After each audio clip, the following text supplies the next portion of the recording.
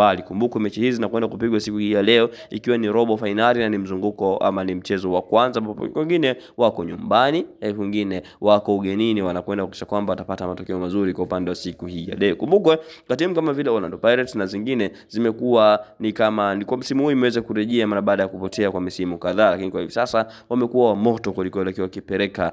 moto. Kumbuka waliweza kumpiga huyu Giant wa Africa kule nyumbani mbele ya mashabiki wake kwa kipigo cha mabao mawili, lakini pia moja kwa moja, bila kusahau kila timu bado inataka ushindi kuelekea katika mchezo wa siku hii ya leo. Sisi tutakuhakikisha kwamba hautapitwa na taarifa zote ambazo zitahusu mchezo wa siku hii ya leo. Wewe unachokitakiwa ni kwamba nikujihakikishia umegusa tu alama ya subscribe na kuwa mwanafamilia wa Hashim Online TV, ambapo hutapitwa na mitanange yote itakayopigwa kuelekea katika michezo hii ya siku hii ya leo katika viwanja tofauti majira mapema, lakini pia michezo mingine itaanza majira saa 4 huko dakika za usiku, na sitajaribu kupeana matokeo kwa kadri ambavyo tutaweza kuyapata. Lakini pia kama ndio mara kwanza kuna video hii, unagusa alama subscribe, lakini pia usisahau kushare ili kuhakikisha kwamba na wengine wanaweza kuhabarika zaidi kuelekea katika mitanange hii ya siku hii ya leo ya ligi ya mabingwa barani Afrika pamoja na kombe la shirikisho. Lakini pia bila kusahau